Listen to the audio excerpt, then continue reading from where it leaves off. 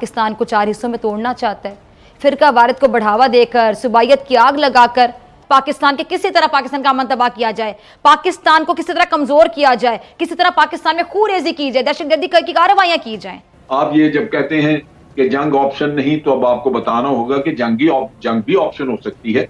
अगर हमें जरूरत पड़ेगी तो हम वो भी जा सकते हैं। वो कहते हैं ना कि बाज लोगों को दूसरों के कामों में टांगे अड़ाने का बड़ा ही शौक होता है, लेकिन जब उनकी इस बुरी आदत की वजह से उनकी अपनी टांग टूट जाए तो फिर बजाय अपनी गलती को तस्लीम करने के वो इतने ढीठ होते हैं कि वो दूसरों पर उल्टा इल्जाम तराशियां शुरू कर देते हैं। अब ऐसे लोगों को मकार कह लें, यार कह लें, धोखेबाज कह लें, दगाबाज कह लें, जो मर्जी कह लें, उन्हें फर्क ही नहीं पड़ता, क्योंकि उनके अंदर गैरत नाम की कोई चीज़ नहीं होती, इनका ज़मीर मरा होता है और अपने आप को बड़ा फनकार समझते हैं। मासूमियत का ढोंग रचाते हैं, सादगी का ढोंग रचाकर समझते हैं कि शायद दुनिया में उनका इमेज बहुत अच्छा है, सादा है, मासूम है। लेकिन हकीकत क्या है कि मकार दुश्मन कितना भी चालाक क्यों ना हो, एक दिन अपने वे खोदे हुए गड्ढे में खुद जा गिरता है। अब जब चालाक दुश्मन की बात की जा रही है तो मैं भारत को कैसे भूल सकती हूँ, और वो अपने आप को भुलाने भी नहीं देता, क्योंकि उसके करतूत ही ऐसे हैं। भारत, आप कह लें कि अपने ये जो इनके ख़रीदे हुए जो मोहरे हैं उनके ज़रिए गिलगित बल्तिस्तान के हालात ख़राब करने की कोशिश करता रहा, और उन साजिशों के ज़रिए उस खूबसूरत इलाके में नफ़रत की, कह लें तासुब की आग लगाना चाहता है, दहशतगर्दी को अललान फ़रोग देना चाहता है। और ये कोई ढकी छुपी बात नहीं है, दुनिया के सामने खुलकर आ गया इनका चेहरा। भारत अमन का दुश्मन है। वो मकबूजा कश्मीर में अपनी जबरी हैसियत मनवाना चाहता है, लेकिन इस मामले में अब तक आप देख लें कि ये बुरे तरीके से रुसवा हुआ है और इंशाअल्लाह आगे भी मुंह के ही खाएगा ये भारत। कल कोयटा के जो सरीना होटल की पार्किंग में हमला हुआ था, उस हमले की जितनी भी मजम्मत की जाए कम है, और वज़ीर दाखिला शेख रशीद साहब के बकौल होटल पार्किंग में खुदकुश धमाके के लिए 60 से 80 किलो धमाका के मवाद इस्तेमाल किया गया था। और ये जो खुदकुश हमलावर की वो गाड़ी में बैठा रहा और जिसकी ताहाल शनाख्त भी नहीं हो सकी, और इन्होंने ये भी इंकशाफ किया है कि शरपसंद अनासिर रावलपिंडी, कराची और पेशावर को भी टारगेट कर सकते हैं। अब आप देखें नाजरीन, बुज़दिल दुश्मन की शैतानी चाल, बुज़दिली की है ना कार्रवाई। पहले इसने हसास मजहबी मामले पर अपनी गेम करने के लिए पूरा जोर लगाया, आपको याद है, और ये इस इंतजार में था एक्चुअली कि पाकिस्तान में इंतशार को हवा मिलेगी, जलाओ घेराव होगा, खाना जंगी की सूरत हाल पैदा होगी और ये खुशियां मनाएंगे पाकिस्तान का ये हाल देख के। लेकिन अल्लाह का लाख लाख शुक्र अदा करें कि हुकूमत की कोशिशों कह लें और फरीकैन की भी समझदारी से ये भारत की जो ख्वाहिश थी ना पूरी नहीं हो सकी। जब हुकूमत और मुजाहिरीन में अभी मामला तय हुए, मुश्किल से आप देख लें, ज़रा सोचें, एक दिन गुजरा और कोयटा सरीना होटल वाला मामला सामने आ गया। जिस तरह वज़ीर आज़म पाकिस्तान फरमा रहे हैं कि जी हमारी मईशत बेहतरी की तरफ जा रही है और हम अनकरीब FATF की ग्रे लिस्ट से भी निकलने वाले हैं, सी पैक पर काम भी तेजी के साथ हो रहा है, और भारत को आपको पता है सी पैक कितना खटकता है, एक आंख नहीं भाता, और इसने पहले भी सी पैक को तबाह करने के लिए कई कोशिशें की, लेकिन हर बार रुसवा हुआ, जलील हुआ। अब आप टाइमिंग ज़रा मुलाहिजा करें, टाइमिंग पे ज़रा गौर करें। अभी चीन की जानिब से सरीना हमले से एक दिन पहले बयान जारी हुआ जिसमें क्या कहा गया कि सी पैक पर काम तेज़ी से जारी है। बस फिर क्या था, उस बयान के ठीक एक दिन बाद भारत ने कोयटा में चीनी सफ़ीर को निशाना बनाने की कोशिश कर दी।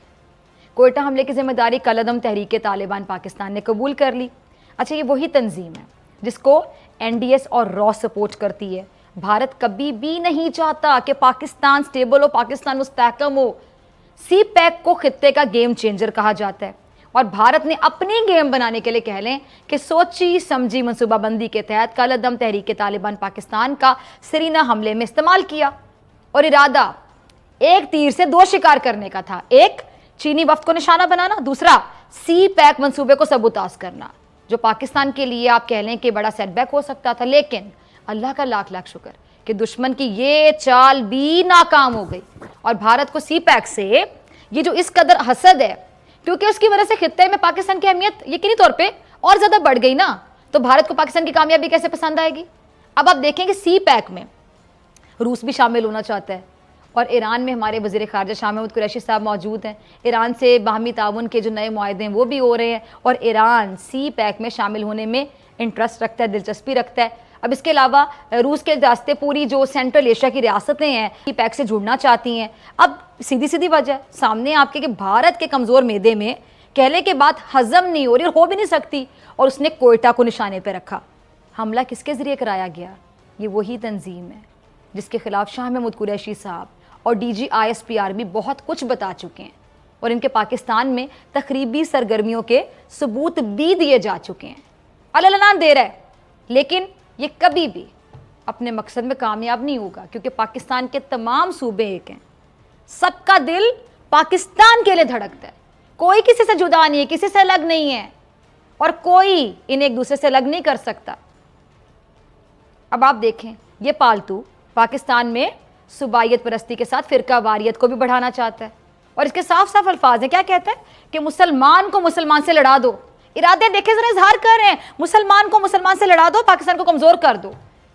क्या बकवास कर रही है कि फिरका वारियत का लड्डू हमारी प्लेट में पड़ा है लेकिन हम खा नहीं रहे हैं। बैनुल-अक़वामी सतह पर मजहबी आज़ादी पर निगाह रखने वाले एक अमरीकी हुकूमत के कमीशन ने भारत के बारे में एक रिपोर्ट शाया की है, ज़रा सुनिएगा, जिसमें भारत को मुसलसल दूसरे बरस ख़ास तहफ़्फ़ुज़ात के हामिल मुल्कों की फहरिस्त में शामिल करने की सिफारिश की गई है। सोचें ज़रा, और इस रिपोर्ट में और क्या है, ये भी दुनिया की आंखें खोलने के लिए काफ़ी है। इस रिपोर्ट में ये जो शहरियत तरमीमी कानून है उस पर भी तशवीश का इजहार किया गया है और इस रिपोर्ट के अल्फाज क्या हैं कि दिल्ली में होने वाले फसादात के दौरान हिंदू हुजूम को क्लीन चिट दी गई और मुसलमानों पर इंतहाई ताकत का इस्तेमाल किया गया। देख रहे हैं आप, रिपोर्ट में कहा गया है। और क्या कहा गया है कि जी आसाम में तैयार किए गए बड़े हिरासती मराकज़ आने वाले दिनों में मजीद तबाही फैलाएंगे। लव जिहाद के नाम पर उत्तर प्रदेश और मध्य प्रदेश में बनाए गए कवानीन को जालिमाना करार दिया गया और गुज़िश्ता बरस मार्च में नई दिल्ली में जो तबलीगी जमात के मरकज़ है उसके खिलाफ हुकूमती कार्रवाइयाँ बयानात भी इस रिपोर्ट का हिस्सा हैं, जिसकी बुनियाद पर मजहबी अक़लियतों यानी मुसलमानों को निशाना बनाया गया। ये हैं भारत के अंदर मजहबी आज़ादी के हालात। और दूसरी तरफ देखिए, पाकिस्तान को 4 हिस्सों में तोड़ना चाहता है, फिरका वारियत को बढ़ावा देकर, सुबाइयत की आग लगाकर।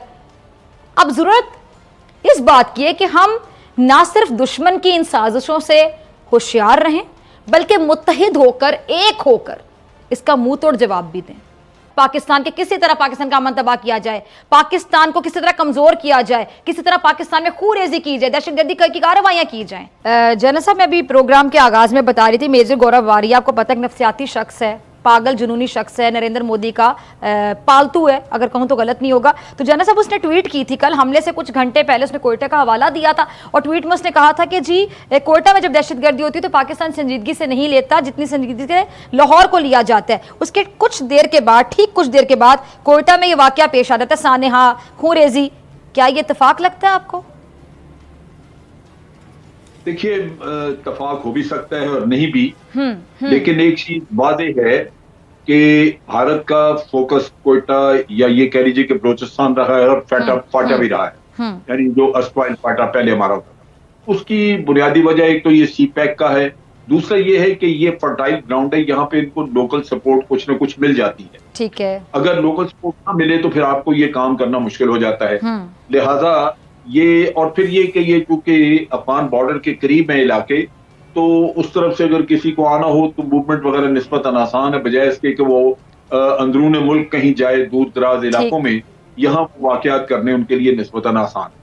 चुनांचे आपने देखा कि पीछे फाटा में भी, फाटा का जो इलाका हमारा पुराना है, वहां भी काफी सारे लोग पकड़े भी गए हैं और कुछ वाकयात वो भी हैं जिनमें के फोर्सेस के ऊपर फायरिंग की गई या धमाका किया गया जिससे हलाकतें भी हुई। और यहाँ भी अब यही फिनोमेना नजर आता है। अब चीज ये है कि हमें एक तरफ तो भारत के साथ अमन के मुज़ाकरात और इस तरह की बातचीत चल रही है, दूसरी तरफ भारत जो कुछ कर सकता है, कर रहा था पहले से, वो उसने उसी तरह जारी रखा हुआ है। कश्मीर में जो वो जुल्म सितम कर रहा था वो करता जा रहा है। कोई वहां पे कोई ऐसी सूरत हाल नजर नहीं आती जहां पे जो कैद किए हुए लोग उनको छोड़ा जा रहा है या जो मारे जा रहे हैं उनको। इसी तरह वाकयात बलूचिस्तान में या वाकयात आप देखें फाटा में, वो भी तवातर से हो रहे हैं। फिर हमने एक डोजियर दिया था कुछ अर्सा पहले जिसमें हमने 66 कैंप आइडेंटिफाई किए थे कि रॉ वो कैंप चला रही है अफगानिस्तान से। हमने उनकी लोकेशन भी दी, उनका सारा स्ट्रक्चर वगैरह दिया क्या है, लेकिन आज दिन तक वो कैंप भी मौजूद है। ना अफगानिस्तान टच से मस हुआ, ना ही भारत ने उनको कैंपों को किसी को छोड़ा, तो फिर अमन किस बात का? बात यह है कि भारत के साथ कभी भी यहां से किसी ने सिक्योरिटी बात नहीं की। ये वैसे तो ये पहली हुकूमत है जो भारत के ऊपर इल्जाम लगाती है, बताती है और डोजियर भी दिए पहली हुकूमतें तो ये भी नहीं करती रही, बिल्कुल नहीं करती थी। लेकिन ये इस तरह नहीं है। बात ये है कि जब आपको कोई पत्थर मारे 1 दफा, 2 दफा, 3 दफा, तो फिर बिलाखिर पत्थर का कोई जवाब भी तो होगा ना, जाना चाहिए। हम्म। वो यहाँ से जा नहीं रहा। ठीक हम है। अमन अमन अमन की बातचीत करनी है, ये है। मेरा ख्याल है इसको अब थोड़ा सा नैरेटिव को आपको बदलना होगा। आप ये जब कहते हैं कि जंग ऑप्शन नहीं, तो अब आपको बताना होगा कि जंग भी ऑप्शन हो सकती है।